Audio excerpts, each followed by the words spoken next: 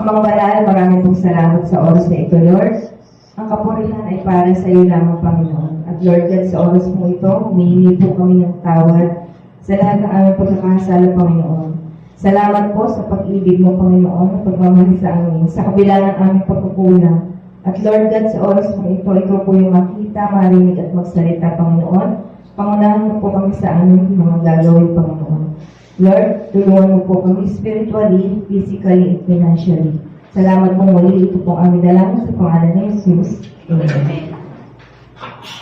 Yan. Sa oras po ito, ang ibabahagi ko po ay sa Roma 6:1-14. Hindi lahat ng nangyayari sa buhay ay agad mong maintindihan. Yan. May mga pagkakataon na masakit, may mga tanong na walang kasagutan. Pero tandaan po ito, maraming dahilan si God. Yan. Pinapagatan ko po itong maraming dahilan si God. Yung sa mga nangyayari po ngayon, sa ngayon, di ba po maraming dahilan, maraming iba't ibang uri ng pangyayari na hindi natin inaasahan. Pero minsan po may pagkakataon na minsan sinisisi natin kay God kung ano yung mga nangyayari sa buhay natin ngayon. Minsan naman po, iniisip natin na sino ba talaga yung nagkulang, tayo ba o si God? Yun, marami pong question tayo. Pero sabi ko, maraming dahilan si Lord. Dahilan kung bakit kapag gising. Di ba po sa oras na ito? Yung iba po, di ba, hindi na nagising. Tayo, may dahilan si Lord kung bakit tayo ginising. Kung bakit tayo dadaan sa pagsubok. Yan, may mga pagsubok po na pagdadaanan natin, may dahilan po din niya si Lord. Kung bakit may mga taong nawawala at may mga bagong dumarating.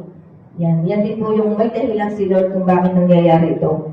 Yan. At lahat ng dahilan niya ay patungo sa ikabubuti natin. Yan, wala pong dahilan na ginawa si Lord na ikapapahamak natin, kundi sa ikabubuti natin. Mapera nga lang po na hindi natin tanggapin kung ano ba yung ipinagkalab sa atin ng God na dahilan na nangyayari sa buhay natin ngayon. Yan. Siguro po may mga nangyayari ngayon, iba't iba po sa lahat ng nato, kahit po ilan tayo.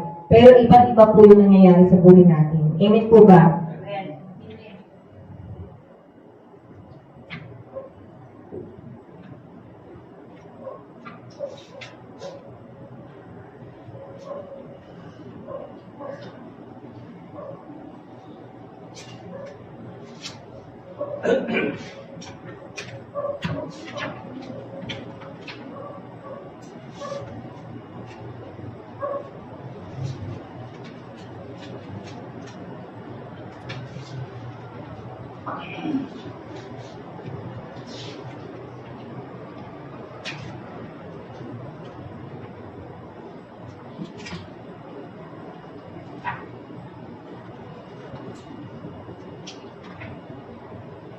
Yan, sa oras po ito,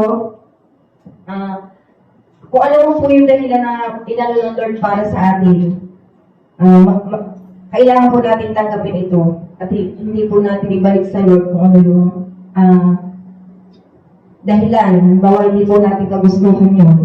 Hindi po natin dapat nasisihin ang Panginoon kung ano yung ibinigay sa ating dahilan. Yan.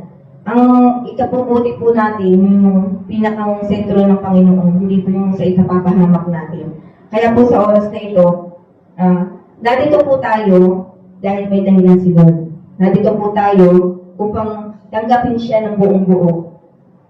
At narito din po tayo upang pakibahagi sa kanyang salita.